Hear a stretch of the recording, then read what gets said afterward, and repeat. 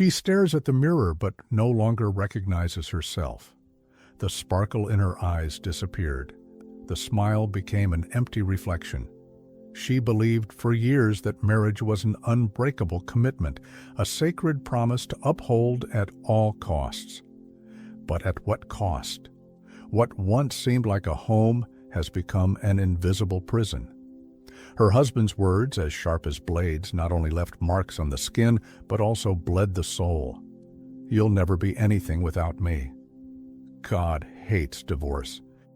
Marriage is until death do us part, phrases spoken with conviction, loaded with guilt, thrown like chains to maintain control.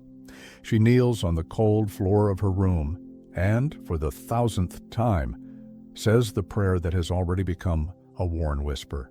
"Lord, am I wrong for desiring peace?" Silence is the only answer. She convinced herself that if she waited a little longer, everything would change. She believed that if he prayed diligently, God might restore his marriage. But the days turned into years, and the transformation never came. Faith, once unshakable, now looked like a crumbling wall. And then the question arises that she feared so much. Does God want his children to live in the midst of suffering? Many Christians hold the belief that they should maintain their marriage regardless of the pain involved. But what happens when commitment turns into an unmanageable burden? And when the "until death do us part" turns into "until the soul breaks"? God created marriage to reflect his love, a love that cares, protects, and strengthens. But can a union that suffocates, humiliates, and destroys still be called sacred? What does it really mean to honor a marriage before God? Remain imprisoned or seek restoration? If God values marriage, how does he see the suffering within it? Write in the comments, "God did not call me to live trapped in pain." If this message made sense to you, share it with someone who needs to hear it. Subscribe to the channel for more inspiring reflections. From the beginning, God created marriage to be a covenant of love, complicity, and mutual growth. For this reason, a man shall leave his father and mother and be joined to his wife, and they shall become one flesh. Genesis 2:24. Marriage is not designed to be an emotional prison, but a safe space where both spouses support each other and reflect divine love. But what happens when this purpose is no longer relevant? When, instead of union, is there domination? When, instead of respect, there is humiliation? Unfortunately, many people experience the use of faith as a control tool in their marriages. The narcissist takes advantage of spirituality to trap the victim in a cycle of abuse. The narcissist uses phrases such as "God hates divorce" or "you must be submissive," not as expressions of love, but rather as invisible chains to sustained manipulation. The victim, seeking to honor God, becomes convinced that he must endure any kind of suffering in order to be faithful to his commitment. But is this view correct? The Bible does not teach a love that imprisons. 1 Corinthians 13:4-7 describes love as patient and kind, without arrogance or injustice. This means that any relationship based on fear, guilt, or domination has already lost its essence. Marriage has never been a call to blind submission to suffering. God has never asked anyone to annul themselves in order to maintain a relationship. Obedience to him has never been tied to the destruction of dignity and emotional well-being. Many believe that honoring marriage means enduring everything. But there's a big difference between facing natural challenges in a relationship and being a prisoner in a cycle of abuse. God is a God of justice. Would he approve of a union where a spouse is constantly humiliated and despised? If marriage is to reflect God's love, where is justice in the face of oppression? The church should be a refuge, a place of healing and acceptance. But for many victims of abusive relationships, it becomes another obstacle to liberation. This is because instead of encouraging justice and restoration, many Christian leaders and communities perpetuate a culture of silence, blame and distortion of Scripture. When seeking support within the church, many victims receive advice to pray more, have more patience, and endure suffering as a sacrifice pleasing to God. Rather than conveying the message that abuse is unacceptable, the church instead suggests that divorce would be a greater sin than continuing to endure the pain. This creates a cycle of entrapment, where the victim feels spiritually obligated to stand by someone who destroys them emotionally. This type of counseling comes not only from unprepared pastors, but also from the Christian culture that preaches boundless submission. A wife should be submissive to her husband, but Ephesians 5:22 is one of the most misinterpreted verses in the Bible. What many overlook is that this passage goes on to say that a husband is to love his wife as Christ loved the church, that is, with sacrifice, protection, and respect. Biblical submission has never been a call to blind obedience or endless suffering. In addition, there is the fear of judgment. People perceive a woman who divorces as weak, as someone who has given up. People accuse the man emerging from a toxic marriage of lacking the strength to lead his household. Many victims, fearing rejection from the very community that should support them, remain silent due to this social weight. But the church has a crucial role in the deliverance of those who suffer. Jesus never encouraged oppression. He confronted religious leaders who used faith to exploit the weakest and brought dignity to the marginalized. The true church must follow this example, not covering up abuses, but being a place of healing and renewal. If so many within the church still distort God's will about marriage and suffering, what does the Bible itself say about divorce? For centuries, many Christians have heard the phrase, "God hates divorce," used as an absolute commandment to justify staying in destructive marriages. But is this really the message of the Bible? What does God really say about divorce, especially in cases of betrayal, abandonment, and oppression? Many people believe that marriage should be maintained at any cost, as it was instituted by God. However, it is essential to understand that God created this covenant to be based on love, respect, and mutual building. When a relationship becomes a burden of suffering, humiliation, and manipulation, it no longer reflects the divine plan. At Matthew 19:9, Jesus states, "I tell you that everyone who divorces his wife, except for sexual immorality, and marries another woman, commits adultery." This passage makes it clear that divorce is not a sin in itself, but a consequence of infidelity, something that has already broken the marriage covenant. In addition to being physical, adultery also encompasses emotional betrayal, breach of trust, and abuse, all of which undermine the fundamental purpose of marriage. In addition, 1 Corinthians 7:15 teaches that if one unbelieving spouse leaves the other is no longer bound to that relationship. This means that when there is emotional abandonment, neglect, or systematic abuse, the victim is not spiritually obligated to remain in that marriage. God does not require someone to submit indefinitely to a relationship that erodes their dignity and well-being. But what about Malachi 2:16, the verse often cited to condemn divorce? In some translations it reads as "God hates divorce," but this interpretation ignores the original context. Malachi was rebuking Israelite men who unjustly divorced their wives to marry foreign women, disrespecting the covenant made with God. The problem there was not the divorce itself, but the betrayal of the covenant and the injustice against innocent wives. If God really hated divorce absolutely, He would never have ordained separations in certain circumstances. In the Old Testament, for example, God instructed the people of Israel to divorce pagan wives who were driving them away from the faith, Ezra 10:2-3. This illustrates that there are instances where a person's spiritual and emotional well-being necessitates separation. Additionally, God allows divorce in some cases and heals those who have gone through it. Many victims of abusive relationships believe that divorcing condemns them to a life of guilt and spiritual isolation. However, God does not see divorce as an end, but as an opportunity for restoration. He does not want anyone to live trapped in suffering, for His love always points to renewal.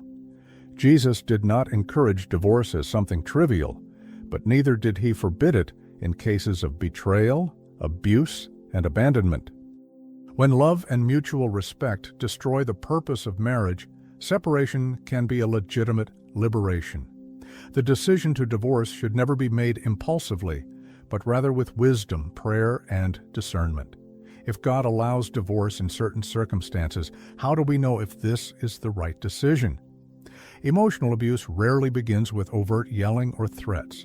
It subtly infiltrates the victim's mind and heart, often disguised as love, care, and commitment. In the spiritual context, this manipulation becomes even more dangerous when faith is used as a tool to imprison, not to liberate. The narcissist understands that force alone cannot exercise absolute control over the victim. He must distort his perception of reality. And for those who have a deep faith, there is no more effective weapon than the Bible itself. People often misuse verses such as, God hates divorce, women submit to your husbands, and love endures all things, to promote blind submission. Each of these passages, when misinterpreted, turns into invisible chains that keep the victim trapped, feeling guilty for even thinking about leaving. The cycle of manipulation follows a cruel pattern. First, the narcissist idealizes the victim, creating an intense bond that makes them believe that they have found true love. Over time, it begins to subtly undermine your self-confidence, casting doubt on your ability to think and act on your own. When the victim begins to react, he blames him, claiming that his feelings of dissatisfaction are the result of a lack of faith, selfishness, or spiritual fragility. This type of abuse is devastating because it not only weakens the victim emotionally, but it also makes them believe that resisting means rebelling against God. Spiritual gaslighting leads her to question her own sanity and discernment, convincing her that if she feels unhappy, it is her fault, not the abuser's. But God never intended His children to submit to oppression. Throughout the Bible, we see a God who liberates, who restores, and who condemns those who use faith as an instrument of manipulation. The Lord is a refuge for the oppressed, a fortress in times of trouble. Psalm 9:9. Emotional isolation also becomes a powerful weapon. The narcissist alienates the victim from friends, family, and anyone who can help them see the truth. Gradually, she finds herself alone, without external references, without support, without the strength to react. At that moment, she not only doubts herself, but also starts to fear the world outside that relationship. And then the great dilemma arises. If God allows divorce in cases of oppression, how do you protect yourself from the attacks of a narcissistic spouse after separation? Divorce may appear to be the conclusion of the conflict, but for a narcissistic spouse, it often marks the start of a silent battle. Separation breaks the cycle of control, but not the manipulator's desire to keep the victim under his influence. The narcissist sees divorce not as a breakup, but as a challenge to their need for dominance. And when he realizes that he is losing, he resorts to new methods to attack, weaken, and emotionally destabilize his former partner. The first phase of this new dynamic is devaluation. Before, the narcissist kept a mask, manipulating through fake love and distorted spirituality. But now, without direct access to control, he turns into a relentless stalker. The victim may face emotional blackmail, veiled threats, or attempts to undermine their self-esteem. He may say things like, "You'll never find anyone better," "God will punish you for it," or "Everyone will know who you really are." These are words designed to implant fear and guilt, reopening wounds that the victim tries to heal. If the narcissist realizes that direct bullying doesn't work, they will resort to post-divorce manipulation, trying to maintain control indirectly. If there are children, he will use them as tools to cause suffering. It can twist stories, tell children that the other spouse abandoned them, or that the separation was a betrayal of the family. If there are mutual friends, he will play the victim, spreading false narratives to turn people against the victim. In religious communities, he may attempt to portray divorce as a serious transgression, thereby creating an environment where the victim feels isolated and judged. It is important to remember that a narcissist never accepts the loss of control without a fight. He will use common subtle stalking tactics, trying to provoke reactions. It may reappear unexpectedly, send ambiguous messages that mix regret and guilt, or try to demonstrate false changes to rekindle the emotional connection. Many victims wonder, has he changed? But the truth is that real change requires genuine repentance, something the narcissist rarely possesses. Another strategy is the destruction of reputation. When he realizes that he can no longer manipulate directly, he starts to attack the victim's image. He spreads mean comments, insinuates, and uses social networks as tools of defamation. This can be devastating, especially for those who are still emotionally fragile. So, how do you protect yourself emotionally and spiritually? The first measure is absolute distancing. The narcissist lives off the victim's reaction, whether it's anger, fear, or guilt. The more you respond, the more he feels in control. Therefore, establishing firm barriers is essential. If there are children involved, communication should be minimal and objective, with no room for emotional manipulation. Another important step is spiritual and psychological strengthening. The narcissist planted lies for years, distorting the victim's identity. Now it is time to rebuild that identity based on God's truth. The Lord is my refuge and my strength, my God, in whom I trust. Psalm 91:2. Remembering this is essential to avoid falling into the emotional traps of the manipulator.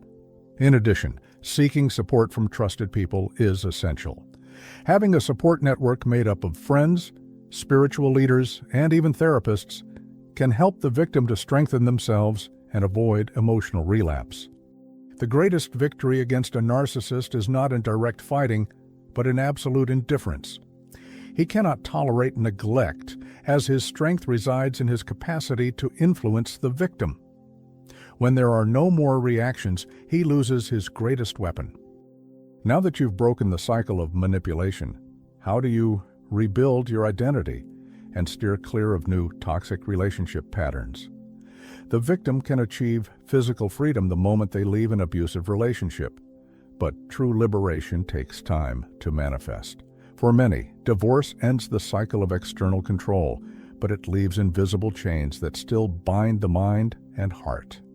Fear, guilt, and doubt become internal voices that repeat everything the manipulator said. What if I never find someone better? What if I'm wrong? What if I'm really the terrible person he said I was? These thoughts are not spontaneous. They are the result of years of emotional and spiritual manipulation. The narcissist not only convinced the victim that she wasn't enough, but also made her believe that emotional dependence was her only option. He used words, distorted faith, and created an environment where the victim began to doubt their ability to see the truth. When this relationship ends, the doubt does not immediately disappear. It continues as an echo that resonates within the mind. The first stage of healing is to rebuild identity. The victim spent years simply surviving, carefully avoiding conflict and suppressing his emotions to ensure peace. Now, she needs to rediscover who she really is. What do you like? What do you dream? What does God say about her? Not what the handler said? Behold, I make all things new. Revelation 21:5. This means that God not only wants to liberate, but also to restore that which has been destroyed. Part of this process involves deconstructing false beliefs that were implanted during the abuse. The narcissist consistently instilled in the victim the belief that only he could love her. He reinforced that she was incapable, that everything was her fault, that God would never approve of her separation. You need to dismantle all of this step by step and replace it with biblical truths and affirmations that bolster your self-esteem. The cure, however, does not happen alone. Seeking emotional, spiritual, and psychological support is essential. Many victims feel ashamed to talk about what they have experienced, for fear of judgment, or because they think they should be fine after the divorce. But traumas don't go away on their own. Therapy can help reframe experiences and deal with the emotional triggers that remain. Spiritual counseling can rebuild faith without the distortions used by the narcissist. And having a support network, friends, family, and a community that truly understands can make all the difference in the recovery process. Another fundamental part of this path is learning to forgive without dwelling on the past. Many victims carry grudges and resentment, which is understandable after so much suffering.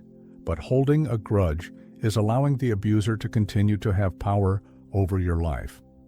Forgiveness does not mean justifying or forgetting, but rather emotionally freeing oneself from the weight that the pain has left.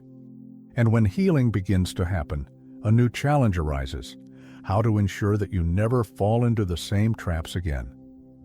After escaping a destructive relationship, the doubt persists. What if it all happens again? The fear of repeating the same mistakes can be suffocating, but avoiding a new toxic relationship does not depend on luck, but on awareness, healing, and inner strengthening. When someone spends years being conditioned to accept crumbs of love and question their own perception of reality, breaking this pattern requires more than simply wishing for something different. It requires transformation. The cycle of abuse follows patterns, but at first, these patterns are almost invisible. The manipulator rarely shows his true face right away. He envelops the victim with grandiose gestures, exaggerated compliments, and an emotional intensity that can seem charming. But behind this mask of perfection, there are small warning signs that indicate what is to come. The first of them is excessive idealization. Phrases such as, "I've never met someone like you," and "I feel like we're soulmates," said right at the beginning, are not expressions of genuine love, but an attempt to create emotional dependence. The relationship develops quickly, with no room for real connection. The partner wants to speed everything up, says, "I love you" too soon, talks about marriage shortly after meeting the person. This behavior, often seen as romanticism, is actually a psychological game to trap the victim before they realize the true traits of the manipulator. Another clear warning sign is the need for control disguised as concern. At first, it may seem affectionate. "Let me know when you get home. I'll be worried about you." But over time, that worry turns into vigilance. Who were you talking to? Why did it take so long to respond? The manipulator tries to influence decisions, criticize friendships, and weaken family ties. He can insinuate that the people around him do not want the best for the victim, isolating him little by little, until he depends emotionally on him for everything. Emotional inconsistency is another clear sign. At one point, the partner acts as if the victim is the most special person in the world. The next, he distances himself without explanation.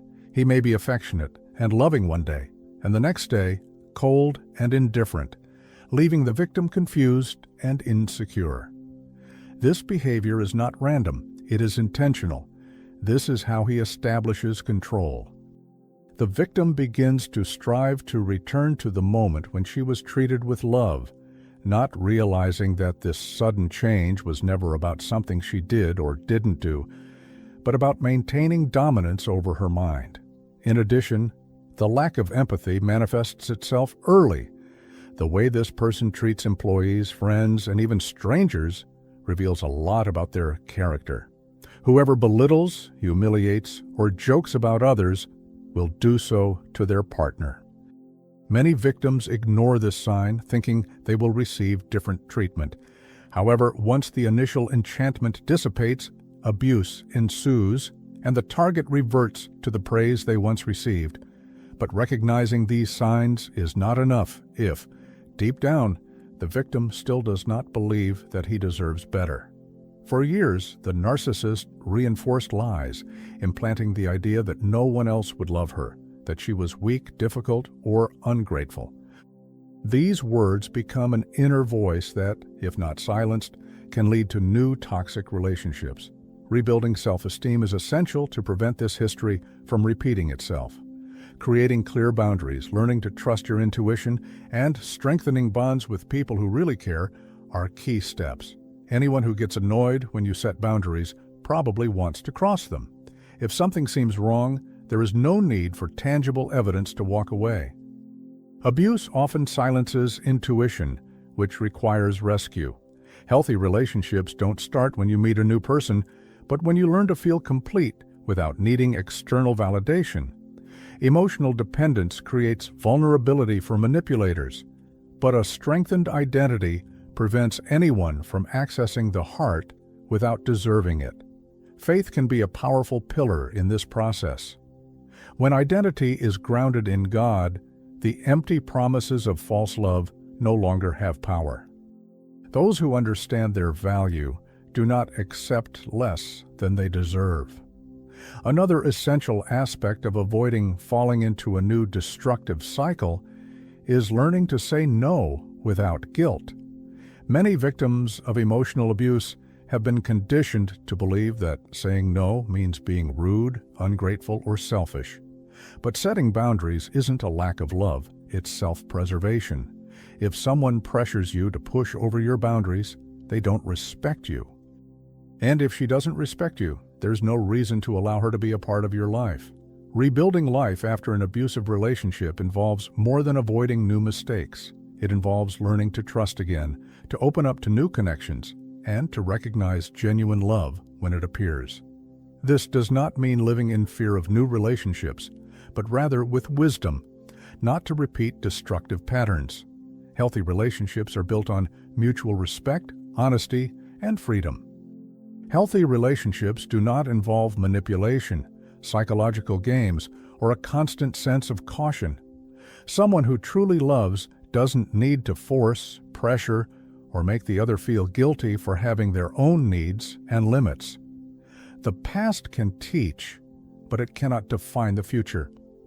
Now that healing has begun, what is the next step in turning this experience into a testimony of victory? The past may leave marks, but it does not have the power to define who we are. For a long time, pain may have been a constant, doubt may have been a burden, and the struggle to break free from an abusive relationship may have seemed endless. But the truth is that suffering was never the final destination. It was part of the path, a process of learning and transformation. Many victims of emotional abuse believe that they will never be the same after what they have experienced. And this is true. However, an experience's transformation does not imply its condemnation. Pain can shape, but it should never imprison. Scars are not reminders of failure, but of survival. Each closed wound is proof that the worst is over and that there is a future beyond what seemed impossible to overcome. Choosing freedom is not just about getting out of an abusive relationship. It is about deciding that the past will no longer hold sway over the mind and heart. It is looking back without fear and forward without guilt. It is to recognize that even after everything, there is still purpose, hope, and a way forward. But this journey does not have to be lonely. Part of healing happens when we reach out to those who are still stuck in cycles of pain. Sharing strengthens liberation, but suffering can isolate. When someone finds the courage to tell their story, someone else finds the courage to change theirs. There are those who need this message. There are those who are looking for answers, There are those who need to know that God did not create them to live in fear and oppression. Faith plays an essential role in this process. God doesn't just deliver, He restores. It not only takes someone out of a place of pain, but also leads them to a place of healing and renewal. He does not see His children for what they have been through, but for what they can yet become. For it is I who know the plans I have for you, declares the Lord, plans to prosper you and not to harm you, plans to give you hope and a future. Jeremiah 29:11. The journey doesn't end here. The next step is to turn that experience into a testimony of victory. Choosing freedom is not only an individual act, but also an invitation for others to find the strength to start over. Declare in the comments, "I choose freedom." If this message made sense to you, share it with someone who needs to hear it. Subscribe to the channel to continue receiving inspiring reflections. The past no longer has power over you. The future is now in your hands.